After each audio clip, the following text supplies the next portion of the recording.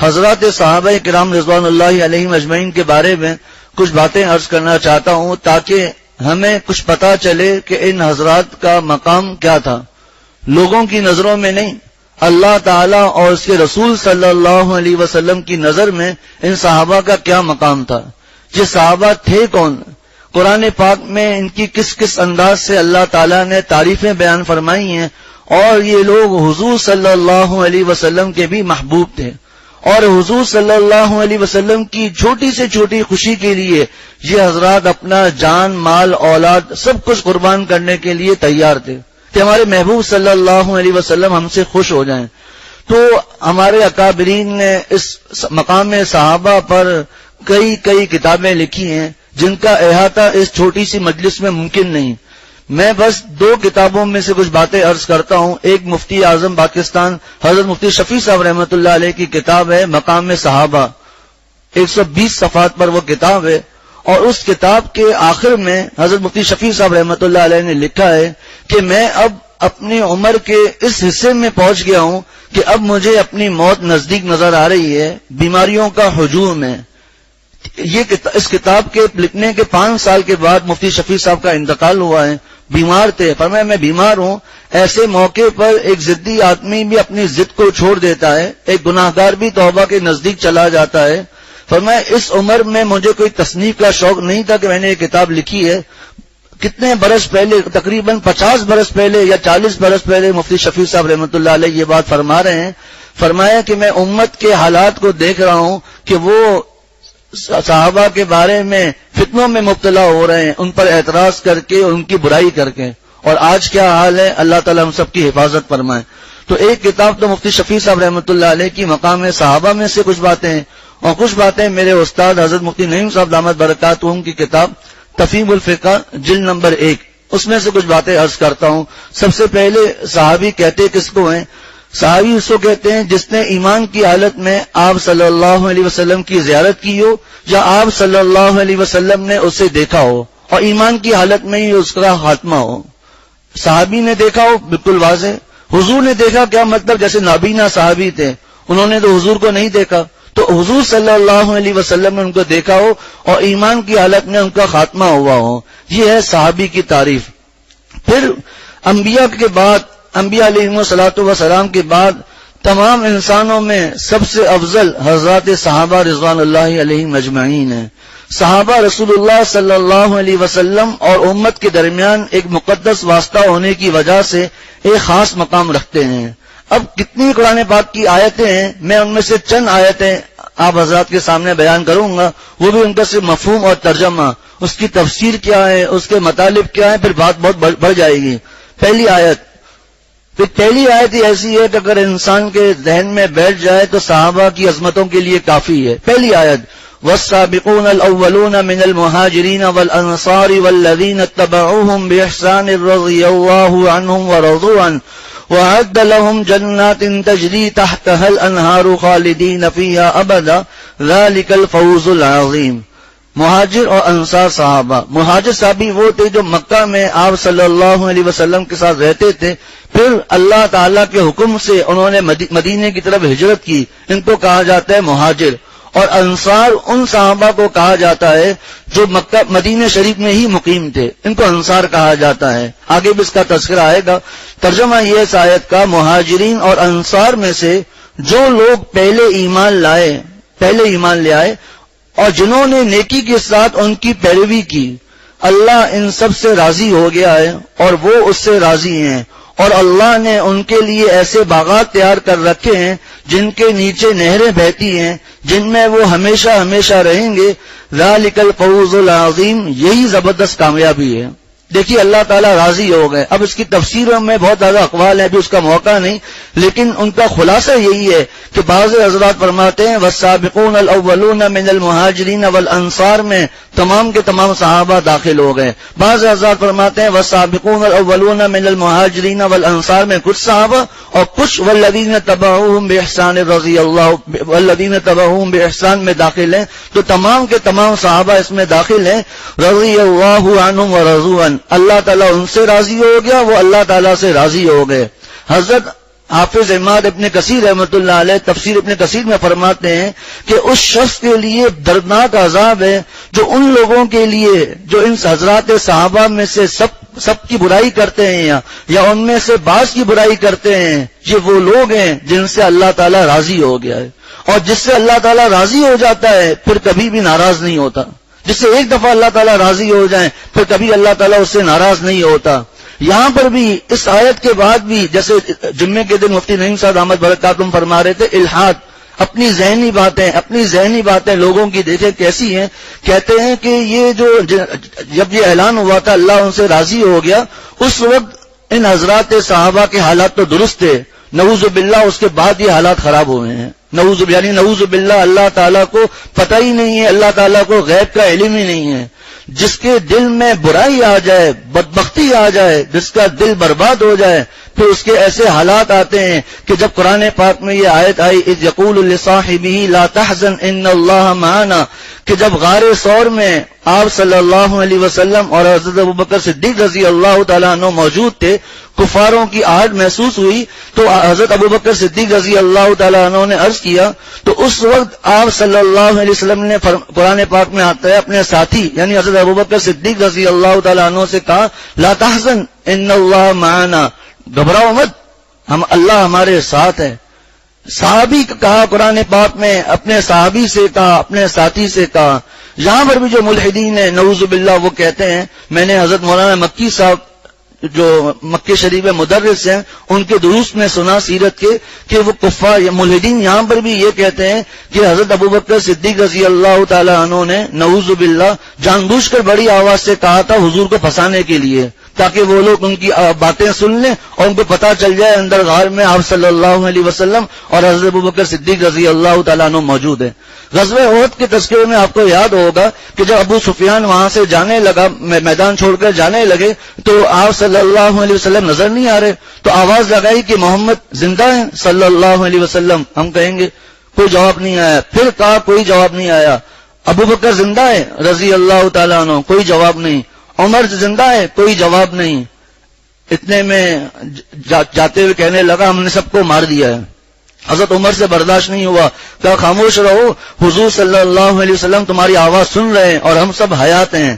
علماء فرماتے ہیں ابو سفیان جو اس وقت تک کافر تھا اس کو بھی پتا تھا کہ سب سے بڑا مقام آپ صلی اللہ علیہ وسلم کا ہے، پھر حضرت ابوبکر صدیق کا ہے اور پھر حضرت عمر فاروق رضی اللہ تعالی عنہما کا ہے. ان کا مقام پہلے ہے. لیکن آج جو مسلمان ہونے کا دعویٰ کرتے ہیں ان کو یہ حضرات نعوذ باللہ حضرات صحابہ سمجھ میں نہیں آتے. اس کافر کو بھی پتا تھا. تو جو اللہ تعالیٰ جس سے ایک دفعہ راضی ہو جاتے ہیں پھر ناراض نہیں ہوتے. دوسری قرآن پاک کی آیت بالکل صاف آیت بیت رضوان جو صلح حدیبیہ کے موقع پر ہوئی، آیت نازل ہوئی لقد رضی اللہ عن المؤمنین اذ یبایعونک تحت الشجرہ، کہ تحقیق لام بھی تاکید کا، قد بھی تاکید کا، تحقیق یقیناً اللہ تعالیٰ راضی ہو گیا ان مومنین سے اے محمد صلی اللہ علیہ وسلم جو آپ سے درخت کے نیچے بیعت کر رہے تھے. یہ کون لوگ تھے؟ یہ حضرات صحابہ رضوان اللہ علیہم اجمعین تھے. بعض روایتوں میں 1400 جو مشہور ہے، بعض روایتوں میں 1500 یہ صحابہ تھے جو آپ صلی اللہ علیہ وسلم سے بیعت ہو رہے تھے. اور حدیث شریف میں آتا ہے کہ جہنم میں وہ شخص داخل نہ ہوگا جس نے درخت کے نیچے بیعت کی ہے. جس نے درخت کے نیچے بیعت کی ہے وہ جہنم میں داخل نہیں ہوگا. قرآن پاک کی آیت دوسری وَكُلًّا وَعَدَ اللَّهُ الْحُسْنَى، سورہ حدید میں صحابہ کے تذکرے کے ساتھ لا يستوی منکم من انفق من قبل الفتح وقاتل اولئک اعظم درجة من الذین انفقوا من بعد وقاتلوا وكلا وعد اللہ الحسنى. قرآن پاک نص قطعی سورہ حدید. ترجمہ یہ ہے کہ تمام سے یعنی تمام صحابہ سے اللہ تعالیٰ نے بھلائی کا وعدہ کر رکھا ہے. اللہ تعالیٰ نے تمام صحابہ سے بھلائی کا وعدہ کر رکھا ہے. اور دوسری آیت میں آتا ہے، قرآن کی ایک آیت دوسری آیت کی تفسیر کرتی ہے. اسی جمعے کو مفتی نعیم صاحب نے یہی سبق پڑھایا کہ ایک آیت دوسری آیت کی تفسیر کرتی ہے. دوسری آیت میں دیکھیے یہاں پر تو یہ ہے کہ اللہ تعالیٰ نے تمام صحابہ سے بھلائی کا وعدہ کر رکھا ہے. دوسری آیت میں آتا ہے ان الذین سبقت لهم من الحسنى اولئک عنها مبعدون لا يسمعون حسیسها. اس آیت میں آتا ہے کہ جن کے لیے ہماری طرف سے بھلائی مقدر ہو چکی ہے وہ لوگ اس جہنم سے دور رکھے جائیں گے. تو جن کے لیے بھلائی مقدر ہے وہ جہنم سے دور رکھے جائیں گے. اور وَكُلًّا وَعَدَ اللَّهُ الْحُسْنَى، تمام صحابہ سے اللہ تعالیٰ نے بھلائی کا وعدہ کر رکھا ہے. تیسری رضی اللہ عنہم ورضوا عنہ، اللہ ان سے راضی وہ اللہ سے راضی. بالکل صاف آیت آ گئی. صحابہ معیار حق تھے. اب اس پر بھی کئی آیتیں ہیں لیکن چند مختصر آیتیں. اولئک هم المؤمنون حقا، اللہ تعالیٰ ارشاد فرماتے ہیں یہی صحابہ صحیح معنی میں مومن ہیں. دوسری آیت فَإِنْ آمَنُوا بِمِثْلِ مَا آمَنْتُمْ بِهِ فَقَدِ اهْتَدَوْا، اگر یہ لوگ بھی ایمان اس طرح لے آئیں جیسا کہ تم ایمان لائے ہو، یعنی صحابہ کا ایمان معیار ہے، کسوٹی ہے جنت میں جانے کے لیے. اگلی آیت وَإِذَا قِيلَ لَهُمْ آمِنُوا كَمَا آمَنَ النَّاسُ قَالُوا أَنُؤْمِنُ كَمَا آمَنَ السُّفَهَاءُ أَلَا إِنَّهُمْ هُمُ السُّفَهَاءُ وَلَكِنْ لَا يَعْلَمُونَ. جب ان منافقین سے کہا جاتا ہے ایمان لے آؤ جیسا کہ لوگ ایمان لائے ہیں، اس لوگ سے مراد نعوذ باللہ کے ابو جہل تھا، اس سے مراد یہ ولید تھا، یہ عقبہ تھا، کون تھا؟ یہی تو حضرات صحابہ رضوان اللہ علیہم اجمعین تھے کہ ایمان لاؤ جیسے یہ لوگ ایمان لائے ہیں. انہوں نے مذاق اڑایا اور منافقین کہنے لگے انؤمنو کما آمن السفہاء، کیا نعوذ باللہ میں کہہ رہا ہوں، قالوا انؤمنو کما آمن السفہاء، کیا ہم ان بے وقوفوں کی طرح ایمان لے آئیں؟ صحابہ کو بے وقوف کہا. سب سے پہلے تنقید کرنے والوں کو جواب بھی اللہ تعالیٰ نے دیا، تو میرے صحابہ کو بے وقوف کہتے ہو؟ سنو الا انہم هم السفہاء ولکن لا یعلمون، سنو یہی لوگ بے وقوف ہیں لیکن یہ لوگ جانتے نہیں ہیں. اگلی آیت بالکل صاف محمد الرسول اللہ والذین معه اشداء علی الکفار رحماء بینہم، محمد اللہ کے رسول ہیں. والذین معه، جو لوگ ان کے ساتھ ہیں. اس میں مفسرین فرماتے ہیں تمام کے تمام صحابہ داخل ہیں. ان آیتوں میں اللہ تعالیٰ نے صحابہ کی تعریف فرمائی. امام مالک رحمۃ اللہ علیہ کے سامنے کسی نے صحابہ کرام رضوان اللہ علیہم اجمعین میں سے بعض کی کچھ برائی بیان کی. امام مالک رحمۃ اللہ علیہ نے یہی آیت پڑھی اور فرمایا کہ یہ وہ لوگ ہیں، وہ فرمایا یہ جو لوگ صحابہ کے لیے برا بلا کہتے ہیں، ان کی برائی کرتے ہیں، وہ اس آیت کی ضد میں ہیں. کیوں کہ اس آیت میں اللہ تعالیٰ آگے ارشاد فرماتے ہیں تراہم رکعا سجدا یبتغون فضلا من اللہ ورضوانا سیماہم فی وجوہہم من اثر السجود ذلک مثلہم فی التوراۃ ومثلہم فی الانجیل کزرع اخرج شطأہ فآزرہ فاستغلظ فاستوى علی سوقہ یعجب الضراع لیغیظ بہم الکفار، تاکہ کفار کا غیظ و غضب میں اضافہ ہو جب صحابہ کی تعریف ہوتی ہے. فرمایا جو جس کے دل میں صحابی کے لیے اتنا بغض ہے وہ اس آیت میں داخل ہے، اس کی وعید میں داخل ہے لیغیظ بہم الکفار. پھر امام مالک رحمۃ اللہ علیہ نے عجیب و غریب بات فرمائی. بہت بڑے عالم تھے امام مالک رحمۃ اللہ علیہ، فقہ مالکی کے بڑے امام تھے. وہ کہتے ہیں کہ یہ وہ لوگ ہیں جو صحابہ کی برائی کرتے ہیں، ان کا اصل مقصد آپ صلی اللہ علیہ وسلم کی برائی کرنا ہے، آپ صلی اللہ علیہ وسلم کی تنقیص بیان کرنا ہے، لیکن حضور کی برائی کرنے کی ان کو جرت نہیں ہوتی، تو اپنا شوق اور اپنا بغض وہ صحابہ کی برائی کر کے ٹھنڈا کرتے ہیں. اور حدیث شریف میں بھی آتا ہے، جمعے کو خطبے میں پڑھی جاتی ہے فمن احبہم فبحبی احبہم، جو ان سے محبت کرتا ہے میری محبت کی وجہ سے محبت کرتا ہے. ومن ابغضہم، جو ان سے بغض رکھتا ہے فببغضی ابغضہم، میرے بغض کی وجہ سے ان سے بغض رکھتا ہے.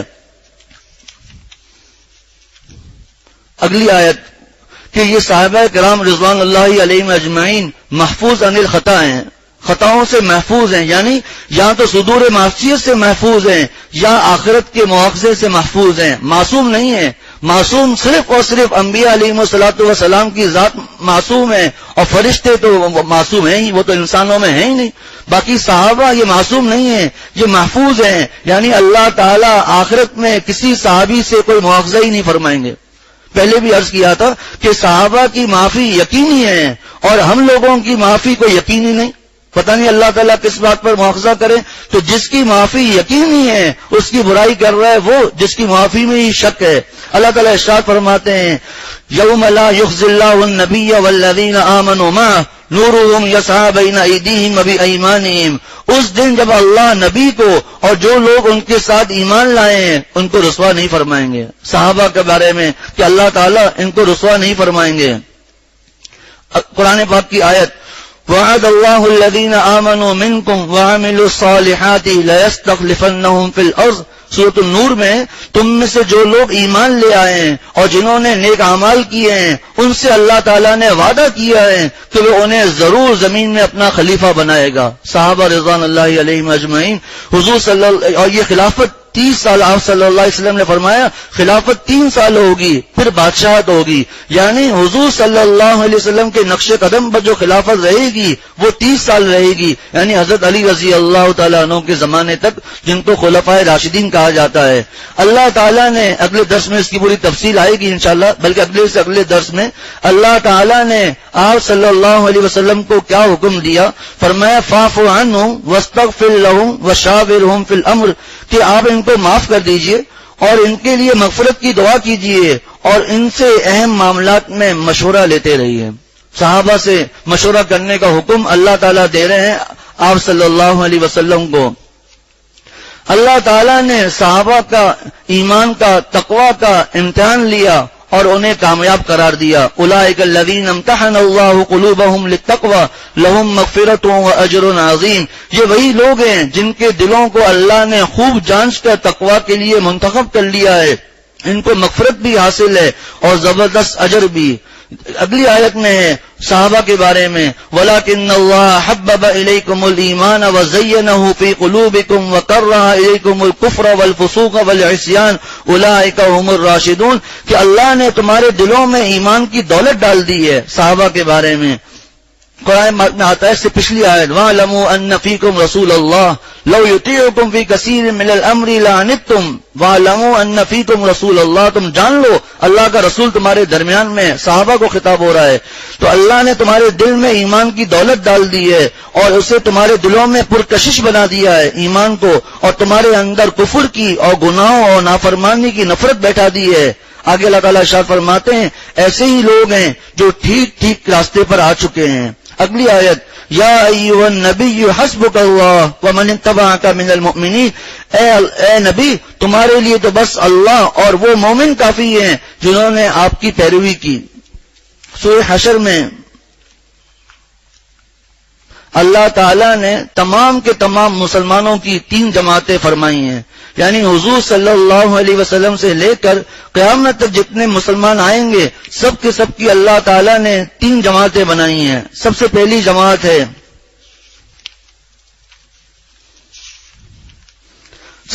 جماعت ہے للفقراء المہاجرین الذین اخرجوا من دیارہم واموالہم یبتغون فضلا من اللہ ورضوانہ وینصرون اللہ ورسولہ. اس سے مراد مہاجر صحابہ ہیں. کہ یہ مہاجر صحابہ کون تھے؟ اخرجوا من دیارہم واموالہم جن کو اپنے گھروں سے اور اپنے مالوں سے بے دخل کر دیا گیا. مکہ سے ان کو ہجرت کر کے مدینہ شریف کی طرف آنا پڑا. اپنا گھر چھوڑ دیا، مال چھوڑ دیا، سب کچھ چھوڑ دیا. اور جب تقون فضلا من اللہ ورضوانہ وینصرون اللہ ورسولہ اللہ تعالیٰ نے ان کو کیا انعام دیا؟ اولئک هم الصادقون. یہ ایسے لوگ ہی سچے ہیں، یہی لوگ سچے ہیں. یہ مہاجر صحابہ ہو گئے. دوسرے انصار صحابہ جو مدینہ شریف میں تھے والذین تبوؤا الدار والایمان من قبلہم جو پہلے سے ایمان کے ساتھ مدینہ شریف میں مقیم تھے. یحبون من ہاجر الیہم وہ محبت کرتے ہیں ان لوگوں سے جو ان کی طرف ہجرت کر کے آتے ہیں. ولا یجدون فی صدورہم حاجۃ مما اوتوا اور جو کچھ ان کو دیا جاتا ہے آپ صلی اللہ علیہ وسلم کی طرف سے اس کے لیے کوئی حاجت محسوس نہیں کرتے، کوئی چیز اپنے دل میں تنگی محسوس نہیں کرتے کہ ہمیں بھی یہ چیز ملے. وَيُؤْثِرُونَ عَلَىٰ أَنفُسِهِمْ وَلَوْ كَانَ بِهِمْ خَصَاصَةٌ اور یہ اپنے اوپر ان لوگوں کو ترجیح دیتے ہیں اگرچہ خود فقر و فاقہ اور تنگستی کی حالت میں ہو. ان کے لیے اللہ تعالیٰ نے کیا فرمایا؟ فَأُولَٰئِكَ هُمُ الْمُفْلِحُونَ یہی لوگ کامیاب ہیں. اور تیسرے جو ان حضرات صحابہ کے بعد جو ایمان لائیں گے والذین جاءوا من بعدہم یقولون اور اپنے رب سے کیا کہتے ہیں؟ ربنا اغفر لنا اے اللہ ہماری بھی مغفرت فرما دیجئے. ولاخواننا الذین سبقونا بالایمان اور ہمارے وہ بھائی جو ہم سے ایمان لانے میں سبقت کر چکے ہیں ان کی بھی مغفرت فرمائیے. ولا تجعل فی قلوبنا غلا للذین آمنوا اور اے اللہ ہمارے دل میں کوئی بغض مت رکھیے ان لوگوں کے لیے جو ایمان لے آئے ہیں، اور جس کے دل میں صحابہ کے لیے بغض ہو وہ ذرا سوچے کہ اس کو اس آیت میں کہاں سے وہ داخل ہوگا، کیسے وہ اس آیت میں داخل ہوگا. وَلَا تَجْعَلْ فِي قُلُوبِنَا غِلًّا لِّلَّذِينَ آمَنُوا رَبَّنَا إِنَّكَ رَءُوفٌ رَحِيمٌ. اب چند احادیث. اور اس سے پہلے علماء فرماتے ہیں، مشکات کی شرح مرقات میں لکھا ہوا ہے کہ صحابہ تمام کے تمام عادل ہیں، تمام کے تمام صحابہ عادل ہیں. کتاب میں بھی موجود ہے، یعنی کتاب اللہ میں بھی اور سنت حضور صلی اللہ علیہ وسلم کی سنت میں بھی، اور قابل اعتماد علماء کے اجماع کی وجہ سے. قابل اعتماد علماء فرمایا کہ اگر ان کی عدالت مشکوک ہو جائے، صحابہ کا عادل ہونا مشکوک ہو جائے، تو شریعت محمدیہ صرف آپ صلی اللہ علیہ وسلم کے زمانے تک ہی محدود رہے گی، کیونکہ آگے قرآن پاک بھی صحابہ نے پہنچایا ہے، حدیثیں بھی ہم تک صحابہ نے پہنچائی ہے. تو اگر صحابہ ہی نعوذ باللہ قابل اعتماد نہیں ہے تو پھر حدیثوں کا کیا اعتماد رہے گا، پھر قرآن پاک کا کیا اعتماد رہے گا؟ کیونکہ جن واسطوں سے حدیثیں ہم تک پہنچی ہیں انہی واسطوں سے قرآن پاک ہم تک پہنچا ہے. اب کوئی کہتا ہے جی قرآن پاک کی حفاظت تو اللہ تعالیٰ نے اپنے ذمے لے رکھی ہے، قرآن پاک میں ہے انا نحن نزلنا الذکر وانا لہ لحافظون. اس کا جواب شیخ الاسلام مفتی تقی عثمانی صاحب دامت برکاتہم نے دیا تھا. تو یہ جو آیت ہے یہ بھی تو صحابہ کے واسطے سے پہنچی ہے. یہ جو آیت ہے کہ جس میں اللہ تعالیٰ نے وعدہ کیا ہے کہ ہم قرآن پاک کی حفاظت کریں گے، یہ آیت بھی تو ہم تک انہی صحابہ سے پہنچی، صحابہ سے کے ذریعے پہنچی ہے. تو اگر صحابہ ہی قابل اعتماد نہیں تو نعوذ باللہ قرآن پاک کیسے قابل اعتماد رہے گا؟ دوسرا عمدۃ القاری میں لکھا ہوا ہے کہ صحابہ رضوان اللہ علیہم اجمعین میں کوئی بھی ایسا نہیں تھا جو جھوٹ بولتا ہو اور نعوذ باللہ غیر معتمد ہو. حضرت ابو ہریرہ رضی اللہ تعالیٰ عنہ فرماتے ہیں کہ رسول اللہ صلی اللہ علیہ وسلم نے فرمایا کہ میرے صحابہ کو گالی مت دو، میرے صحابہ کو برا بلا مت کہو، بس اس ذات کی قسم جس کے قبضے میں میری جان ہے، تم میں سے اگر کوئی احد پہاڑ کے برابر اللہ کی راہ میں سونا خرچ کر دے تو ان میں سے کسی ایک کے مٹھی برابر یا اس کے آدھے کو بھی نہیں پہنچ سکتا.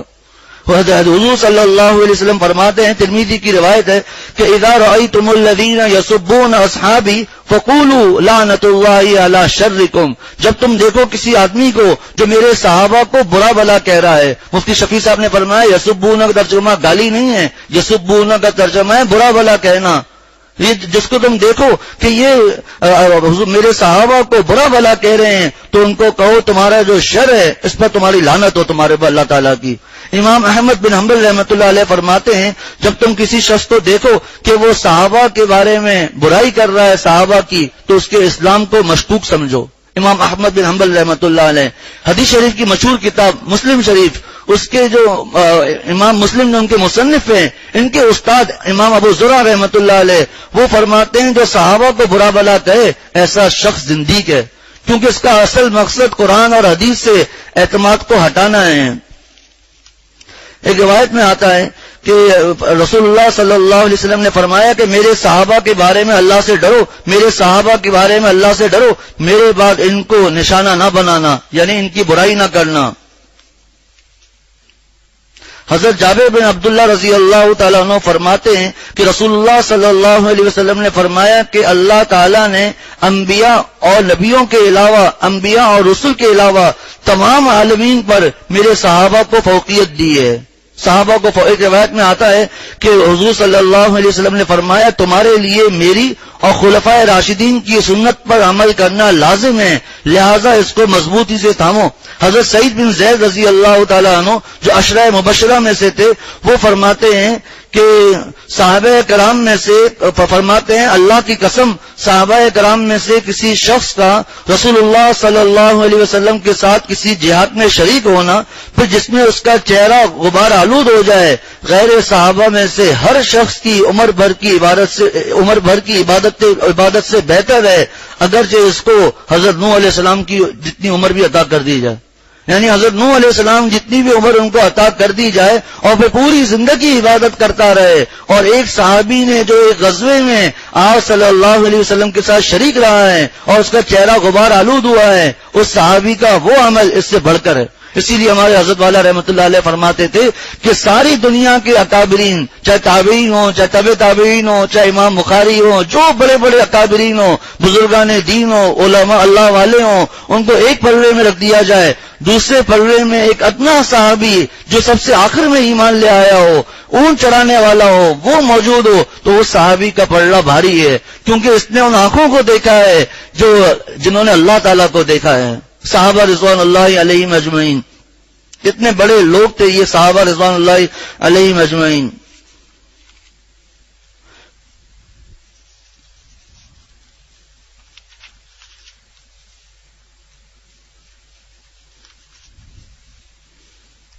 رسول اللہ صلی اللہ علیہ وسلم نے فرمایا کہ میرے صحابہ کا اکرام کرو، بے شک وہ تم سب میں بہتر ہیں۔ اب حضرت مفتی نعیم صاحب دامت برکاتہم آخر میں لکھتے ہیں کہ صحابہ کرام رضی اللہ تعالی عنہم کا مقام ہزار جنید و شبلی سے کہیں بلند ہے۔ خدا تعالیٰ ان سے راضی ہوا اور ان کے لیے جنت کا وعدہ فرمایا، جس کا آیت قرآنیہ میں بار بار اعلان فرما دیا، مگر باوجود اس قرب اور ولایت کے صحابہ کرام انبیاء علیہ السلام کی طرح معصوم نہ تھے، فرشتے نہ تھے، انسان تھے۔ بمقتضائے بشریت بطور انسان کے ان سے کچھ لغزشیں ہوئی ہیں، لیکن اللہ تعالیٰ نے ان کی خطاؤں کو معاف کر دیا ہے۔ مفتی شفیع صاحب رحمۃ اللہ علیہ فرماتے ہیں کہ ایک دو گمراہ فرقوں کو چھوڑ کر باقی امت محمدیہ کا ہمیشہ صحابہ رضوان اللہ علیہ اجمعین کے بارے میں اسی اصول پر اجماع رہا ہے جو اب تک جو احادیث اور قرآن پاک کی آیتیں بیان فرمائی ہیں کہ اللہ تعالیٰ ان سے راضی ہو گیا، وہ اللہ تعالیٰ راضی ہو گئے۔ خلاصہ یہ ہے کہ صحابہ کرام سے تمام کے تمام صحابہ، چاہے وہ صحابہ ہوں، چاہے اہل بیت ہوں، چاہے ازواج مطہرات جو بھی ہوں، ان سب کی عظمت اور احترام کو ملحوظ رکھنا ہر مسلمان پر فرض ہے، جیسا کہ ابھی کچھ قرآن پاک کی آیتیں اور حدیثیں سنائی گئیں۔ فرمایا کہ یہ ایک طرف قرآن پاک ہے، ایک طرف حدیث شریف ہے، دوسری طرف تاریخ کی کتابیں ہیں جن کی کوئی سند ہی نہیں ہے، بلکہ یہ ظنی بھی نہیں ہے۔ قرآن پاک قطعی ہے، پکا ہے، اور ظن کہتے ہیں گمان کے درجے میں۔ تاریخ میں تو وہ بھی نہیں ہے، بلکہ تاریخی کتابوں کے جو حوالے ہوتے ہیں وہ افواہوں کے درجے میں ہوتے ہیں۔ ہاں، جہاں حوالہ پورا صحیح طرح موجود ہو وہ الگ بات ہے۔ تو قرآن کو چھوڑ کر، حدیث کو چھوڑ کر اور پھر تاریخ کے پیچھے پڑھنا کہ تاریخ میں یہ لکھا ہوا ہے، اس کی کیا حیثیت ہے؟ ایک ہی آیت کافی ہے، وَلَقَدْ عَفَا اللَّهُ عَنْهُمْ، اللہ تعالیٰ نے ان کو معاف کر دیا۔